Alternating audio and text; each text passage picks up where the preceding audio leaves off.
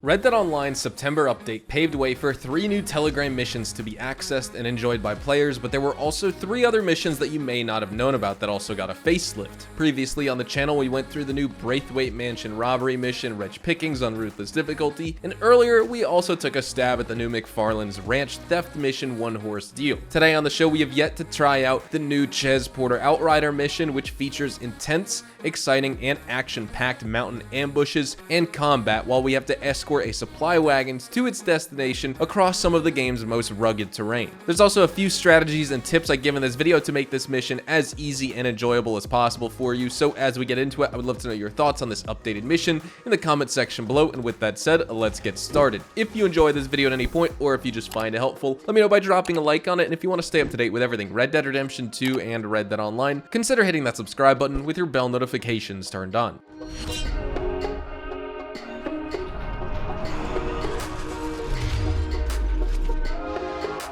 So here we are with the Ches Porter Outrider mission, and honestly, on Ruthless difficulty, it's just gonna be pretty insane. First off, as always, you take a minty big game right off the bat.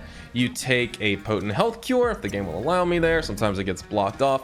One of the things that I've noticed on standard and hard difficulties is that with auto aim, it's actually easier on horseback, harder on the wagon, or harder to play on the wagon, just because you're constantly using the left trigger to ADS and constantly aim down your sights, and so you don't get that auto drive mechanic a lot of the time, so you may crash and stuff like that. On free aim, because on Ruthless difficulty you're forced into free aim, I feel like it may actually be the opposite. It may be more challenging on horseback and easier when you're driving the wagon. At some point we're gonna need to drive this wagon, because this guy, I haven't been able to escort this guy all the way without him dying.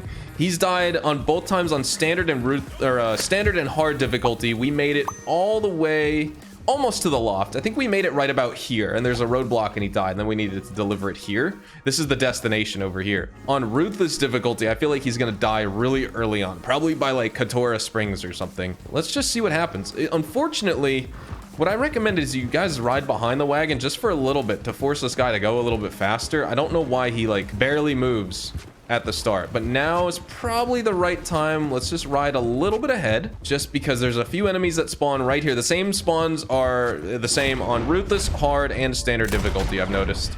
Or at least standard and hard, so I would imagine it's the same on Ruthless too. The enemies are consistently in the same area, so you can memorize the spawns and actually do just fine playing this. If you play this enough times over and over. You get 2 right here, and then as soon as we start moving forward up the line a little bit, we'll start getting more enemies. Probably gonna take us on standard and hard. It took us about 10 minutes to complete, so I think on Ruthless, I'm thinking just because we're gonna need to hop on the wagon sooner, because this guy is definitely not gonna make it all the way up to the loft. He's gonna die before. I just know it. I'm slower killing enemies on free aim anyway. I know what it's like.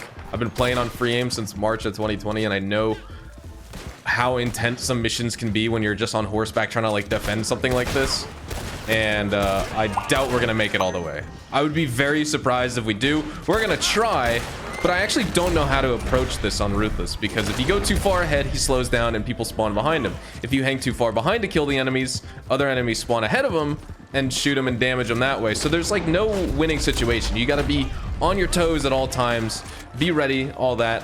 And I guess maybe for those of you who played, maybe you can let me know in the comments, if you played this mission on Ruthless difficulty and you just stayed on the wagon at the very start, let me know how easy it is compared to being on horseback and guarding it that way. I like to have the mobility and not be locked into the same area so that enemies can't shoot me as easily, but honestly, it may end up just playing more to the favor of me dying if I do that. I'm not exactly too sure, but I do feel like it makes more entertaining gameplay to just be on horseback, right? This is an area, since we're out in the open, I'm gonna use Deadeye. Oh, I'm gonna use Deadeye so I can stay locked on here, because we don't. Oh, there's some dynamite up here. Let's blow that up. You're dead. You're dead. Let's take a tonic. I don't know what my horse is doing. He's glitching out on all these rocks here. This guy is taking so much damage too. You already know. Oh, whoa. I shot the lantern. Basically blew up in a ball of flames. We gotta make sure our horse doesn't die too. I wasn't really keeping an eye on my horse health. It doesn't look too bad right now. We're fine. If he need be, he'll just take a quick medicine. We'll be all good. But you can see how slow this wagon is moving. I feel like on Ruthless difficulty, the guy driving the wagon doesn't want to actually move. He just goes really slow. We need to stay very close to the rear end of the wagon. Otherwise, that's going to happen consistently, which means the mission's going to take longer, which means this guy's going slower, vice versa. And that means, oh my God, my horse is glitching out too. It's doing like the freaking twerk thing where it's like, it tries to like crouch or something. It gets caught up with some weird mechanic. You got to hop off the horse and hop back on to get rid of that. But that's gotten me killed on legendary bounties too. I noticed that the Cladrubers and the Norfolk Roadsters do that a lot, but my Turkmen tends to do it a lot too. I'm not sure, you know, years and years of playing in this game. I have thousands of hours on PC, another 2,000 hours on PlayStation. I don't know what causes that issue. It's like if you get shot and try and run at the same time, sometimes the game will bug out and the horse will be in like this injured or crouching animation, and it'll just keep repeating itself. It's really weird. I feel like on standard and hard difficulty, we were getting more enemies right here. I remember they were just coming en masse at me to try and shoot and kill me and my horse. But so far, it's not terrible, honestly.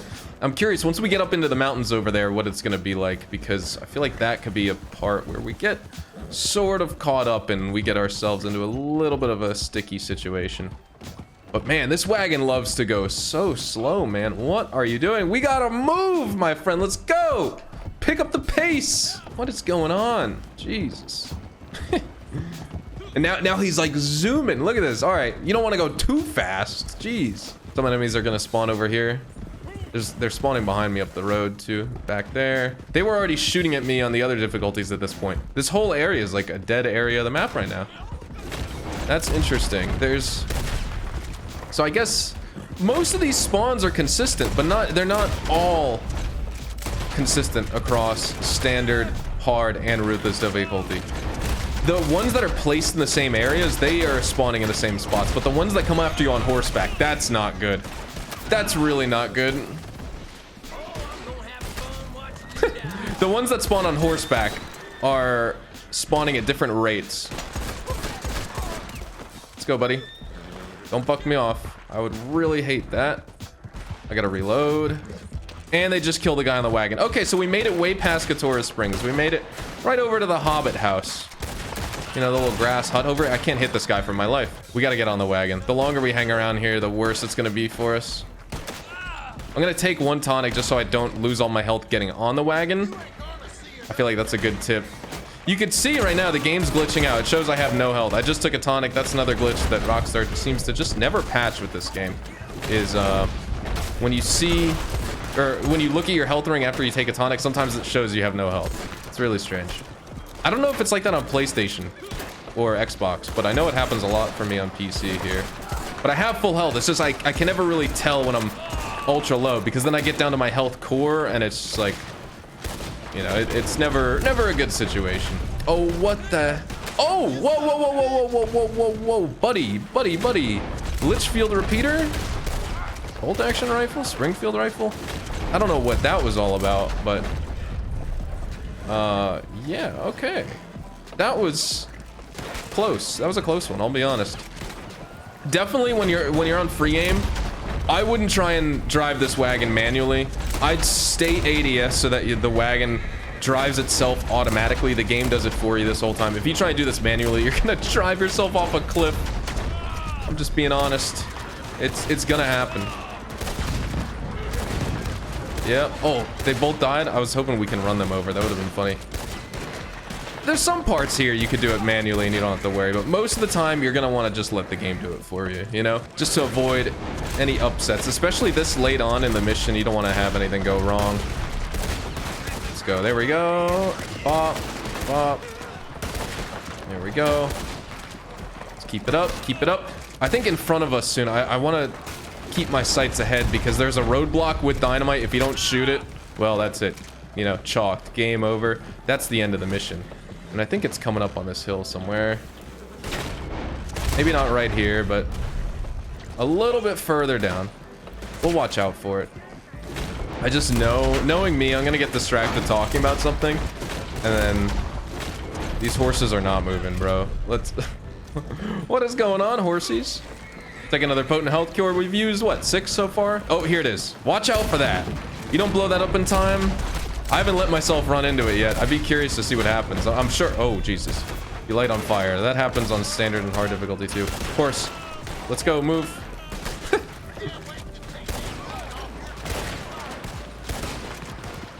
And now they turn around because we got super close to the mission objective, which is perfect. This recording is just about to hit 10 minutes, 9 minutes and 50 seconds. So it's just about a 10-minute mission in this game. We could wait till the 12-minute marker to get our typical 32 typical 32 gold nuggets, 64 gold nuggets with double gold opportunities. But right now, we should just get 48 gold nuggets because we're within the 9 to 12 minute range. Normally it would be 24 gold nuggets, but on this, with the double gold that's active right now, still, there you go, 48 gold nuggets. So that's awesome.